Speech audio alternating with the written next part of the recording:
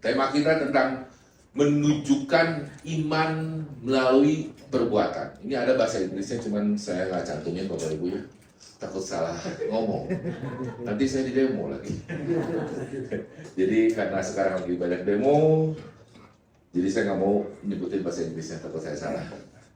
Menunjukkan iman melalui perbuatan. Terkadang tanpa kita sadar Bapak Ibu, yang kita tunjukin tuh bukan iman percaya kita sama Tuhan ya. Yang kita sering tampilkan di kehidupan keseharian kita, mungkin kalau di gereja kita nunjukin kesantunan kita, iman kita dan sebagainya. Tapi kalau di rumah kita, di usaha kita, di bisnis kita, atau di pekerjaan kita, atau di tetangga kita, yang kita tunjukin kebanyakan ego kita, ya, marah kita, ketidaktulusan kita, ya. Apalagi yang kita tunjukkan, marah kita, ya. Ya, bagaimana kita kan beribadah di sini, belajar firman Tuhan ke gereja itu supaya Yesus tuh kita bawa terus kan? Amin kan? Itu loh, pertunjukan ibadah kita tuh di situ. Pertunjukan kita tuh di situ. Akan tidak ada gunanya, Bapak Ibu, kalau saya di mimbar ini bicara ya, tapi di kehidupan sehari-hari saya tidak menunjukkan Kristus di dalam hidup kita. Akan sangat tidak ada gunanya, Bapak Ibu. Jadi mari kita sama-sama belajar menunjukkan bahwa Kristus ada di dalam hidup kita, bukan supaya kita dihormati sama orang lain, bukan. Tapi supaya diri kita dilihat sama orang lain, oh iya, ini pasti anak Kristus. Amin. Oh ini loh, anak Kristus yang dikasihi Tuhan tuh. Jadi kalau kita ngajak ke gereja pun, orang akan mau kok. Amin nggak? Pasti mau. Jadi kalau Bapak Ibu selama mengunjungi udah 2 tahun nih pengunjungan jemaat, kok jemaat tuh nggak mau ikut saya terus ya, cek diri kita. Apakah kita udah sesuai dengan apa yang Tuhan mau atau belum? Ya, jangan nyalahin orang yang kita ajak. Tapi cek diri kita dulu. Kita udah belum sesuai dengan keinginan Tuhan hidup kita? Karena kalau hidup kita udah sesuai dengan keinginan Tuhan, hati orang itu sekeras apapun, pasti dia mau diajak sama kita. Pasti itu. Papa saya aja yang nggak percaya Kristus menjadi percaya Kristus. Saudara adik papa saya yang nggak percaya Kristus menjadi percaya Kristus. Kenapa? Karena udah kita tunjukkan kasih yang kita punya. Pola pikir kita berubah. Kata orang tua, wah kamu secara karakter berubah, secara fisik berubah. Ternyata setelah ikut Kristus banyak perubahan loh di dalam diri kamu. Begitu. Tepuk tangan untuk Tuhan. Jadi Bapak Ibu, kita belajar yuk, bukan menunjukkan ego kita ya, menunjukkan Kristus di dalam perbuatan kita. Next, sorry. Oke, nah, di Yakobus 2 ayat 17, Yakobus saudara Yesus ya ini ya. Yakobus saudara Yesus, salah satu pemimpin gereja mula-mula pada zaman tahun 40 Masehi ini. Demikian juga halnya dengan iman, jika iman itu tidak disertai perbuatan, maka iman itu pada hakikatnya adalah mati. Jadi kalau saya, bapak-bapak, kalau saya sayang istri saya, nggak bisa I love you doang, betul ibu-ibu ya? Harus apa? Bulanan lancar. Betul? Amin. Saya disuruh sama istri saya I love you terus setiap hari. Setiap hari, sehari kita bisa bilang I love you 5 kali lah.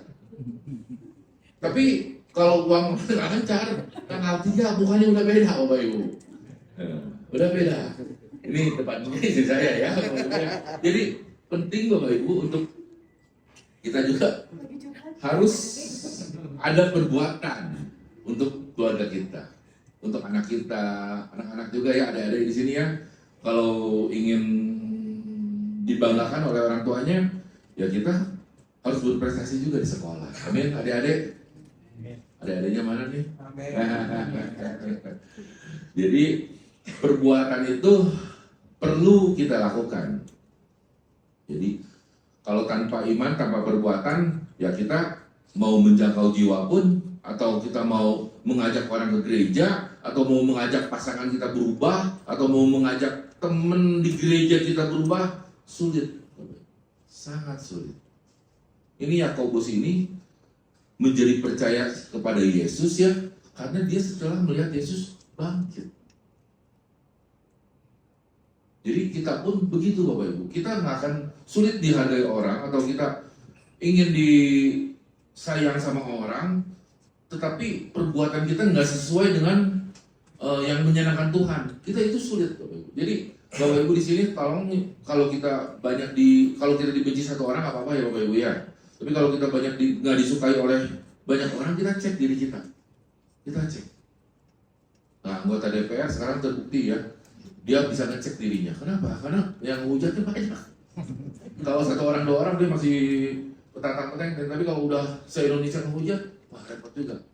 Maka dari itu kita sebagai anak Tuhan Bapak Ibu, tunjukin Kristus, nggak rugi.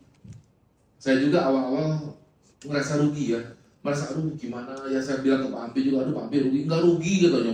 Pak Ampi enak aja ngomongnya gampang, yang nggak rugi. Wah yang ngerasainnya ya, yang setiap hari ngasih maaf ke orang lain nggak mudah. Saya Pak Ampi enggak, coba aja, puji Tuhan. Setelah coba, Tuhan tuh senang kita berproses Bapak Ibu. Senang kita berproses. Maka dari itu kalau kita lagi di proses Tuhan, jangan lihat teman kita yang lagi ketawa ketiwi, jangan lihat teman kita yang lagi makan bakmi gacoan, jangan. Yang kita lihat kalau kita lagi diproses sama Tuhan, kita buka Alkitab, tepuk tangan untuk Tuhan. Kita berdoa. Kalau kita lagi diproses, jangan ingat omongan orang lain. Orang lain nggak menyenangkan kita, yang menyenangkan kita hanya Kristus. Jangan lihat uang kita hilang, berproses di situ. Ingat uang hilang dari Senin sampai Senin, ingat, udah jelas hilang. Ngapain kita harus ingat lagi? Nasi udah jadi bubur ya, masa bubur pengen jadi nasi lagi? Ya, terkadang pola pikir kita tuh yang udah jelas-jelas sumber berkat kita, sumber sukacita kita Yesus, Alkitabnya ada di rumah kita, malah berdebu. Yang diingat kehilangannya terus. Jadi Bapak Ibu tolong biasakan, saya pribadi ya, biarpun ada masalah kehilangan uang atau apapun di kantor, cukup mumet, yang saya cari, saya ke lantai 2, saya berdoa sama Tuhan, buka Alkitab, dengar lagu rohani, 10 menit puji Tuhan. Begitu. Jadi apapun masalah kita, solusinya rohani, Alkitab, firman Tuhan. Jangan telepon teman, gosip lagi, ini saya udah disakiti sama sini, minta pembelaan, minta validasi. Ibu-ibu, ini banyak kan ibu-ibu nih. Ibu-ibu minta validasi, saya masalah kan, saya begini kan. Itu bukan menunjukkan iman. Itu menunjukkan apa? Ego kita, tinggi hati kita, kebesaran hati kita yang ingin divalidasi sama-sama. Yesus nggak begitu. Selalu ingat kata-kata Yesus, saya berulang kali selalu ngomongin, dan selalu mengingatkan diri saya apa? Maafkanlah mereka karena mereka tidak tahu apa yang mereka berbuat. Itu yang harus kita ingat. Salib Kristus, bukan ATM kita. Percaya sama saya, ATM kita gendut hari Senin, hari Selasa malas lagi kita. Sukacitanya hilang. Pasti itu. Udah saya lakukan beratus-ratus kali. Sukacita saya hanya ada di gereja, di Alkitab saya, di firman Tuhan saya, di salib saya bersama Tuhan. Itu sukacita saya. Tepuk tangan untuk Tuhan. Next. Jadi ada perbuatan ya Bapak Ibu ya. Jangan imannya hanya ditinggal di gereja, nanti gimana?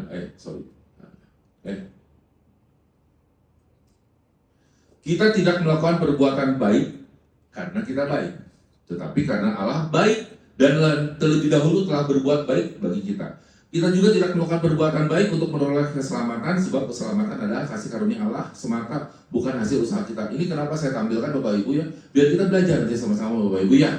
Biar nanti kita belajar, karena kalau saya sebutkan nanti Bapak Ibu lupa udah nyampe rumah. Karena yang Bapak Ibu ingat lagi apa? Uang lagi. Jadi ini sebagai pembelajaran buat kita bahwa keselamatan kita karena kasih karunia Tuhan. Namun setelah kita menerima kasih karunia dan kebaikannya melalui keselamatan di dalam Kristus Yesus, kita dipanggil untuk melakukan perbuatan baik. Nah, seperti yang tadi saya sebutkan, sebagai ungkapan iman yang memuliakan Allah, bukan memuliakan keluarga kita, bukan memuliakan anak kita. Kita ingin menjadikan anak kita hebat, kita ingin menjadikan anak kita berprestasi, kita muliakan anak kita, tapi kita lupa memuliakan Allah. Setelah anak kita besar, baru kita sadar, kenapa ya anak kita begini? Karena kita salah prioritas. Orang tua itu tugasnya memprioritaskan Tuhan, sehingga anaknya melihat, oh iya, orang tua saya memprioritaskan Tuhan, makanya saya juga harus memprioritaskan Tuhan. Tepuk tangan dong untuk Tuhan. Demonstrasi iman melalui perbuatan baik adalah sesuatu yang berkenan kepada Allah dan menyenangkan hatinya. Menyenangkan pasangan kita, menyenangkan sesama kita harus. Itu hukum kedua. Hukum pertamanya kita menyenangkan Tuhan. Fokus kita Tuhan. Bukan hanya happy boleh. Tapi jangan berlebihan. Secukupnya. Ingat, secukupnya. Lihat saldo bertambah, happy boleh. Nilainya secukupnya. Lihat makanan berlimpah boleh? Boleh. Secukupnya. Jangan dibalik-balik ke gereja. Secukupnya. Lihat makanan. Gua orang paling beruntung di Cipanas. Jangan begitu. Jadi kalau ke gereja, sukacita, damai sejahtera. Full. Lihat makanan secukupnya. Lihat dompet secukupnya. Jangan dibalik Bapak Ibu ya. Next.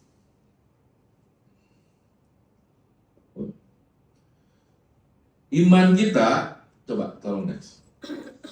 Iman kita kepada Kristus Yesus, nah, akan terlihat nyata Bapak Ibu ya, jika disertai perbuatan baik. Orang akan lihat kan? Bukti dari iman sejati adalah hidup yang mencerminkan apa yang Yesus lakukan. Nanti bisa Bapak Ibu bisa baca di Kisah Para Rasul 10 ayat 38. Jadi kita harus mencerminkan apa yang Yesus lakukan. Kita hidup harus bersusah payah, berproses untuk mencapai hasil yang maksimal di dalam hidup kita. Harus kita lakukan. Harus kita lakukan. Anak-anak pengen sekolahnya baik, nilainya berprestasi ke depannya, harus belajar. Orang tua harus bekerja secara maksimal. Mau kenal Tuhan, harus bangun keintiman dengan Tuhan. Bukan bangun dengan bestie kita. Ini sedang kafe-kafe penuh, gereja sepi. Kenapa? Karena orang Kristen demen membangun hubungannya dengan manusia, dengan bestinya, dengan Tuhannya kayak dewinya. Dengan Tuhannya nantilah. Tuhan udah sekarang dan selamanya tidak akan berubah. Iya, Tuhannya nggak berubah, elunya yang berubah. Jauh kita. Kalau ingat apa Tuhan nanti dulu, akhirnya kita hilang dari peredaran. Hati kita dengan Tuhan jauh. Katanya kenal Tuhan tapi nyampe kakinya Tuhan aja kagak, boro-boro hatinya nggak nyampe. Tuhan tambah jauh, tambah kecil. Jadi kalau ada hamba Tuhan yang ngobrol tentang kebaikan Tuhan, tentang gereja, tentang salib, ya kita akan denial tentang itu. Kenapa? Karena kita terlalu jauh dengan Tuhan. Jadi dengan benar memasarkan iman melalui tindakan nyata, kita menjadi selaras dengan tujuan Allah dalam hidup kita. Memancarkan kehidupan Kristus di dalam diri kita sehingga menjadi berkat bagi orang lain. Untung ruginya apa? Ya untung. Karena apa? Karena Kristus hidup di dalam diri kita. Kita menjadi berkat orang lain. Mungkin kita nggak ada untung secara materi, tapi kita membuat orang lain tersenyum, membuat orang lain sukacita, membuat orang lain disupport dalam hidupnya, membuat orang lain asalnya jalannya lunglai menjadi jalannya tegap. Tuhan senang nggak? Senang. Nah kalau kita nggak senang membuat orang senang, kita cek hati kita. Hati kita terbuat dari apa? Jangan-jangan banyak semennya ya. Jadi kurang empatinya. Jadi yuk kita memancarkan kehidupan Kristus bukan hanya di gereja, senyum-senyum ke teman sesama di sini aja, tapi pulang dari sini pun kita akan belajar, mau belajar. Hasilnya nggak maksimal, atau hasilnya nggak terlihat pun Tuhan nggak apa-apa. Saya berjalan bersama iman, amin. Ibrani 11 ayat 1, kita berjalan bersama iman. Kita percaya Yesus. Karena Yesus pasti memberikan yang terbaik bagi kita. Hasilnya kita nggak usah berharap, aduh Tuhan saya menunjukkan Kristus nih, saya berharap bulan depan nasib saya berubah ya. Jangan begitu, Besti. Tunggu, sabar, waktunya Tuhan pasti. Waktunya Tuhan pasti. Puji Tuhan, ini ada kesaksian sedikit ya. Pernah istri saya kemarin beberapa seminggu yang lalu lah, kok ada orang PLN katanya mau jadi pembicara. Oh, terus saya, PLN yang mana? Waktu pembukaan kafe kita dulu berapa tahun yang lalu, 3 tahun yang lalu, masih ingat loh. Jadi apa yang kita tabur di 3 tahun yang lalu itu baru adanya 3 tahun kemudian. Gitu. Nah maka dari itu yuk kita jangan berharap kalau kita udah berkarakter Kristus itu hasilnya akan instan Bapak Ibu ya. Kita belajar bersama proses. Amin. Mau yuk sama-sama yuk. Jemaat Truk Cipanas jadi 200. Wah. Amin. Tepuk tangan untuk Tuhan. Yang paling penting bahkan mulai doang. Ya karena percaya deh, kita mengikuti Tuhan itu merdeka. Hamba, kita menjadi hamba uang, kita menjadi hamba kemalasan, itu membuat kita nggak merdeka. Hamba keegoisan kita membuat kita tidak merdeka. Kita percaya hidup kita akan sukacita dan damai sejahtera dengan kita mendemonstrasikan iman kita kepada Tuhan. Wah, Tuhan bawa kata gembala.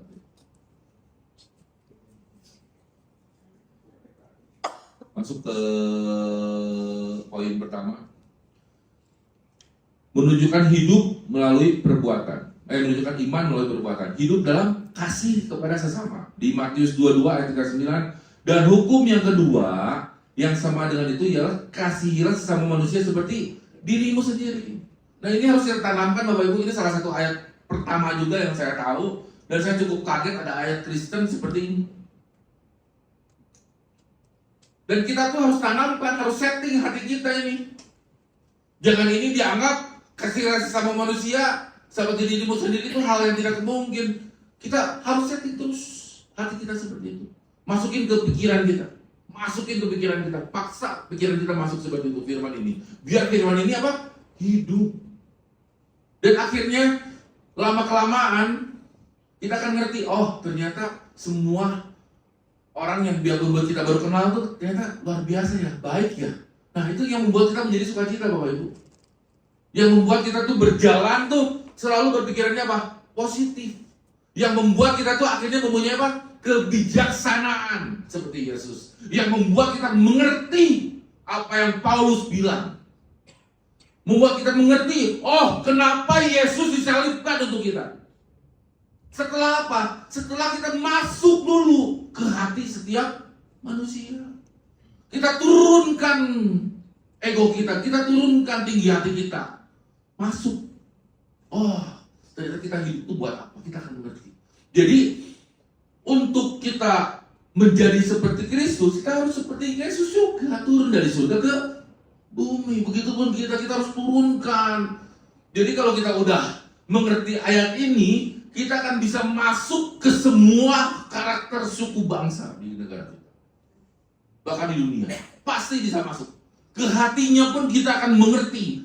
Oh, biar kenalnya kita baru 2 kali atau 1 kali, kita akan mengerti loh. Maksud dia itu seperti apa. Kenapa? Karena hati kita udah seperti hatinya Kristus. Bukan nyampe kakinya Kristus, hatinya Kristus. Jadi kita ngerti.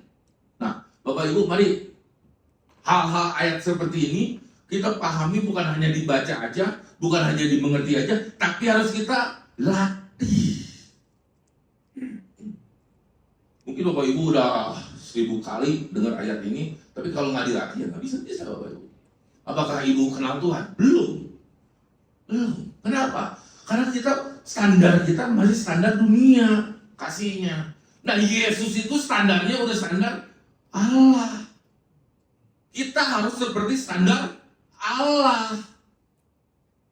Selalu ingat, Yesus turun dari surga, kita turun dari zona nyaman kita. Tepuk tangan untuk Tuhan.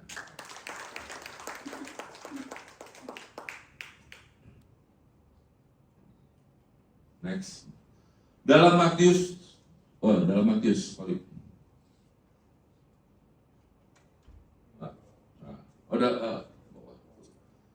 Gembala. Dalam Matius 22, coba. Dalam Matius 22 ayat 39, mengasihi sesama, bukan ini, sesudah ini.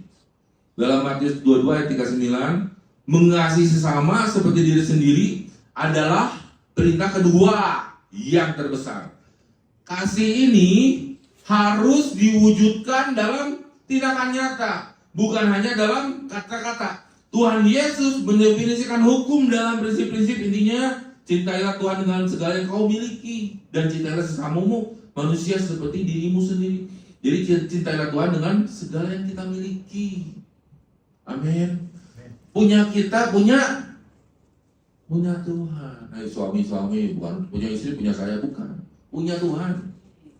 Yang kamu punya juga punya Tuhan. Jadi kendalikanlah pikiran dan hati kita untuk Tuhan. Jelas apa artinya mencintai Tuhan dengan segala yang kita miliki, meskipun itu mustahil untuk dilakukan dengan sempurna. Ini tidak berarti bahwa kita harus mencintai diri kita sendiri sebelum kita bisa mencintai orang lain. Ini berarti bahwa dengan cara yang sama, kita memperdulikan diri kita sendiri dan memperhatikan kepentingan kita sendiri. Kita juga harus peduli dan memperhatikan kepentingan orang lain. Jadi harus beriringan Bapak Ibu. Amin ya. Adik-adik yang lagi sekolah iya, bantu orang tua iya. Harus beriringan.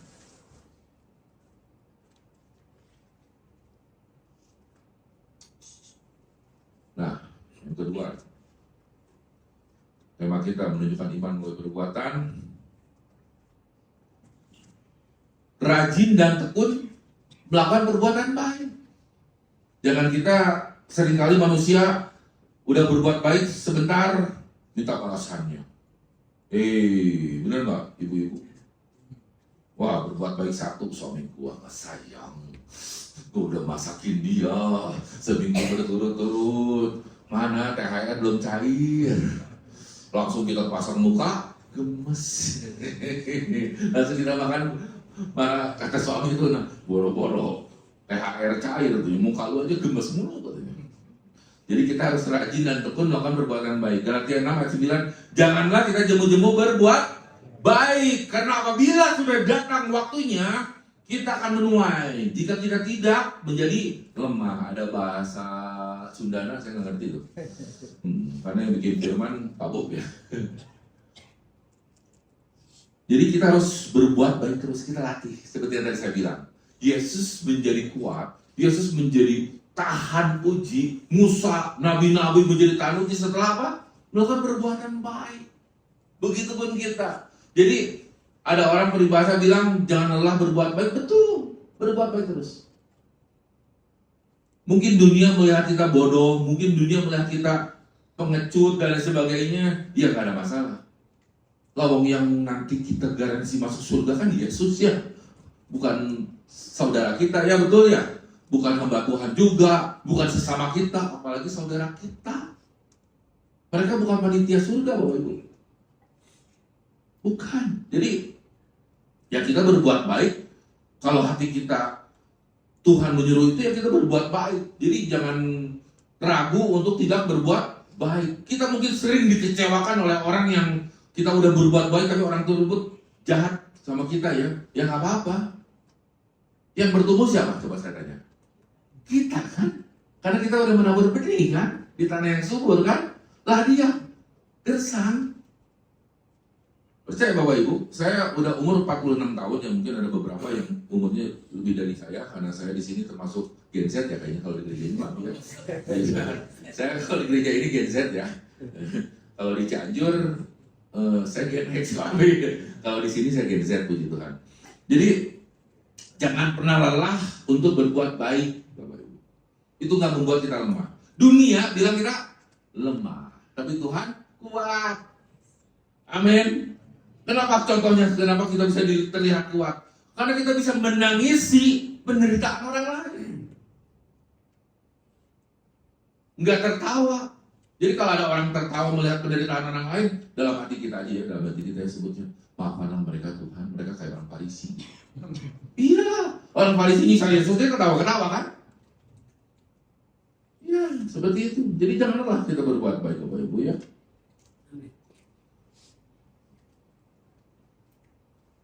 Next. Rajin dan tekun melakukan perbuatan baik ada di Galatia 6 ayat 9. Bapak Ibu janji ya, nanti baca ya. Jangan baca yang lain. Tidak menjadi lemah juga berarti kehilangan semangat. Nah, kita harus supaya kita tidak kehilangan semangat kita. Jadi kita rajin berbuat baik disertai dengan baca firman. Ungkapan kehilangan semangat yang digunakan pada ayat ini adalah untuk jenis ketakutan dan kelelahan yang dialami seorang wanita selama melahirkan sebelum persalinan. Ini menggambarkan waktu ketika pekerjaan itu sangat berisiko dan tetapi juga belum selesai. Sangat mudah untuk kehilangan semangat ketika kita merasa seperti itu. Tapi tepat saat itulah kita harus bertahan dan tidak menjadi lelah dalam berbuat baik. Amin. Kunci pertahanan kita siapa? Yesus. Garda terdepan Yesus, garda belakang Yesus, kanan kiri Yesus. Amin. Makanya lingkungan-lingkungan yang membuat kita tidak bertumbuh, tinggalkan. Saya selalu bilang, tinggalkan. Kalau kamu masih kuat, kamu sebarkan kemurahan Tuhan di situ. Kebaikan Tuhan terhadap hidup kamu. Kamu menjangkau jiwa di situ. Jadi, Bapak Ibu yang masih semangat dalam Tuhan, yang masih ingin menjangkau jiwa, yuk kita perbanyak firman Tuhan. Kita selalu ingat tentang salibnya Tuhan, sehingga perbuatan-perbuatan yang kita lakukan di luar akan dilihat orang, dan orang akan menjadi percaya sama Kristus dan mau menjadi pengikut Kristus. Next.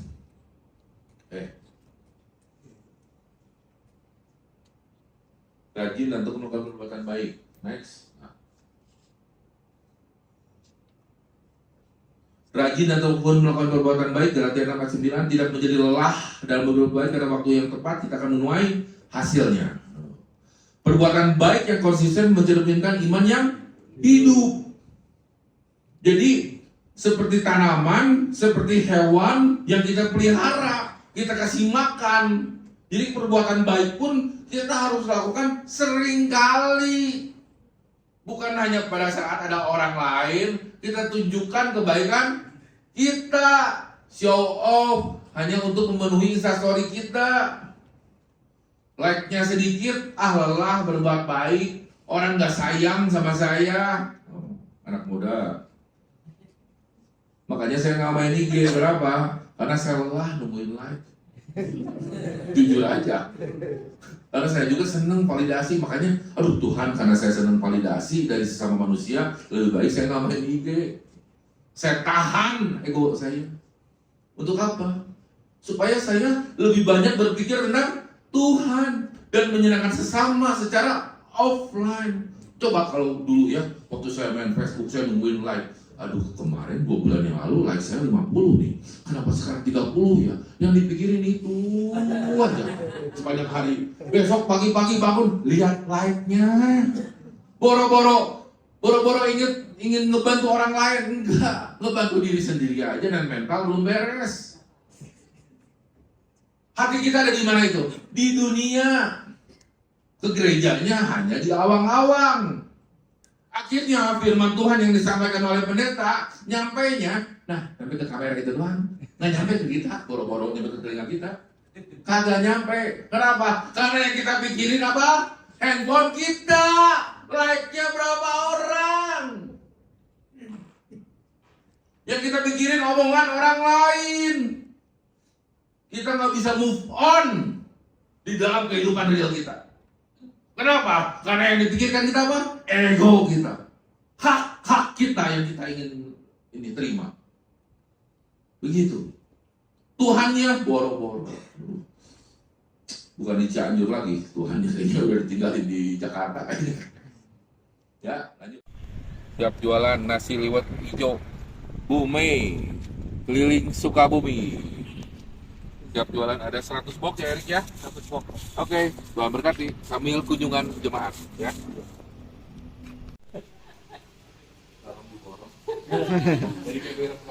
Liwet, kopi juga ada.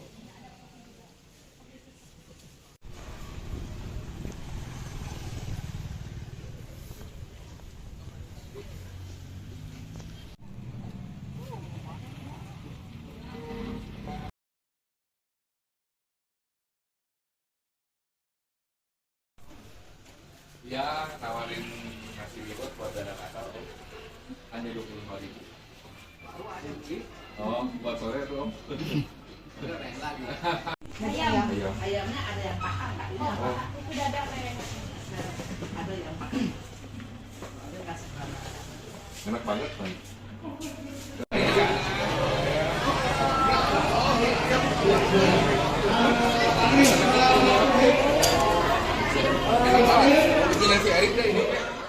Ini video ini saya tunjukkan bukan untuk menunjukkan saya gimana Bapak Ibu ya, bukan. Ini for your information bagi yang dagang ya, usaha kecil-kecilan dan sebagainya. Izin Pak ya ngomongin bisnis 2 menit Pak ya. Bapak Ibu, saya jualan ini di Sukabumi. Notabene 100% orangnya saya nggak kenal. Tujuan utama saya keliling karena ya masalah jemaat di Sukabumi yang masih relatif sedikit, karena gereja Rock Ministry Sukabumi baru 1 tahun ya di Sukabumi ya. Tetapi saya belajar di situ apa?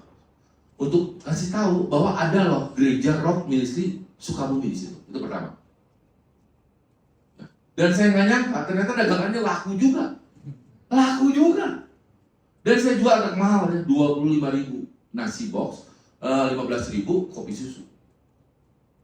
Tahu keuntungan yang saya dapat dari jam 10 pagi jalan-jalan tuh antar toko tuh sampai jam setengah 6 sore, keuntungan berapa sehari? 250.000 sampai 300.000 sehari loh. Dan itu saya menjangkaunya apa? Kunjungannya saya lihat dulu ini orang Kristen bukannya. Ada kan tujuan utama saya memperkenalkan gereja. Tujuan utama saya itu berdagang tuh hanya modus kedua aja. Tapi ya puji Tuhan kan akhirnya dapat uang juga kan untuk dana Natal kan.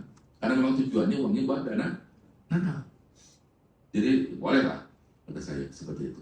Akhirnya saya berjualan dari jam 10 pagi sampai jam bersama rekan-rekan yang lain sampai jam setengah 6 sore di kota Sukabumi itu keliling tuh keuntungan 250.000 sampai 300.000. Puji Tuhannya apa? Akhirnya ada beberapa orang yang bilang, oh ada ya gereja Rock Ministry Sukabumi di Salabintana. Gitu. Lihat gak mereka, mungkin ada 1-2 yang bilang, oh ini orang Kristen ya, mau loh jualan seperti ini. Gitu. Lihat Kristus gak mereka di dalam diri kita? Lihat apa? Kerajinan kita. Duit juga dapet. Makanya Bapak Ibu di sini yang jualan, jangan hanya nunggu orang datang. Gerak. Ini saya sama Yadri tuh sebagai foto dan videonya. Kurang lebih jangan ada 10 kilo kali. Badan sehat, duit dapet, bener ya? Kerendahan hati dapet, sukacita dapet, damai sejahtera dapet, memberkati orang lain dapet. Apalagi yang dapat? Apa? Semua dapat gak? Dapat, kan? Apa Ibu? Jiwa dapet. Terpujilah nama Tuhan. Jadi kita jadi orang Kristen, tinggalkan zona nyaman kita, belajar, dan itu bulan depan saya lakukan juga. Next, tolong next. Next. Yang ketiga, menunjukkan iman melalui perbuatan. Yang ketiga, memenuhi kebutuhan sesama. Yakobus 2 ayat 15-16. Jika seorang saudara atau saudari tidak mempunyai pakaian dan kekurangan makanan sehari-hari, Dan seorang dari antara kamu berkata, selamat jalan, kenakanlah kain panas dan makanlah sampai kenyang. Tetapi ia tidak memberikan kepadanya apa yang perlu bagi tubuhnya. Apakah gunanya itu? Next. Memenuhi kebutuhan sesama. Yakobus 2 ayat 15-16. Ketika melihat saudara yang membutuhkan, kita dipanggil untuk bertindak dan memberikan bantuan nyata. Bukan hanya kata-kata belas kasihan. Maka dari itu, iman yang sejati dan perbuatan nyata tidak hanya berlaku bagi hal-hal spiritual saja, tetapi juga dari perhatian terhadap kebutuhan yang paling mendasar seperti kebutuhan akan kenyamanan, perlindungan, dan makanan. Ada jemaat pernah bertanya seperti ini, Bapak Ibu yang di Sukabumi, Koking, kita menjangkau jiwa atau kenalan sama seseorang, saya nggak bisa seperti Koking gitu, yang bisa door to door sesama jemaat. Saya nggak bisa seperti itu. Lah kata saya, ini loh Bapak Ibu ya, talenta, karunia yang sudah ini Bapak Ibu nih buat kita semua nih, talenta dan karunia yang Tuhan berikan kepada kita tuh berbeda-beda, amin, amin ya, berbeda-beda. Yang bisa saya lakukan seperti itu. Kenapa? Karena talenta saya sudah terbentuk dari SD. Saya itu sebagai sales, sebagai marketing. Maka penjangkauan jiwa dan pengenalan jiwa ke jemaat yang bisa saya lakukan seperti itu. Apakah itu cara yang benar? Ya benar. Apakah yang paling benar? Enggak. Semua yang kita talenta yang sudah Tuhan kasih ke kita bisa lakukan untuk penjangkauan. Amin. Bahkan saya bilang di grup Sukabumi ya, bahkan saya bilang, biarpun kamu penjangkauan yang memang jagonya bergosip, kata saya. Bergosip, saya udah ngomong di Cianjur juga. Bergosip itu bisa dilakukan untuk penjangkauan juga. Loh kok bisa? Ya dulu kamu di kafe gosipin orang lain. Ya, yang membuat ego kamu seneng, daging kamu seneng. Sekarang kamu gosipin apa? Kemurahan Tuhan terhadap hidup kamu. Amin. Iya kan? Ada lagi yang privilege-nya apa? Ini hal-hal yang ekstrim aja. Hal-hal yang privilege-nya apa? Ada satu lagi yang banyak waktu. Waktunya banyak yang Tuhan kasih. Penjangkauannya kita lewat apa? Main ke tetangga, dengerin keluhan mereka, layani mereka dengan hati yang tulus seperti Tuhan yang sudah terlebih dahulu melayani kita. Amin Bapak Ibu. Apalagi yang punya karakter luar biasa ya, kayak memasak dan sebagainya. Wah itu bisa menjangkau jiwanya lebih luar biasa lagi. Next, Tuhan. Next, menunjukkan iman melalui perbuatan. Satu, hidup dalam kasih kepada sesama. Kedua, rajin dan tekun melakukan perbuatan baik. Yang ketiga, memenuhi kebutuhan sesama. Next, Tuhan berkati Bapak Ibu. Terima kasih.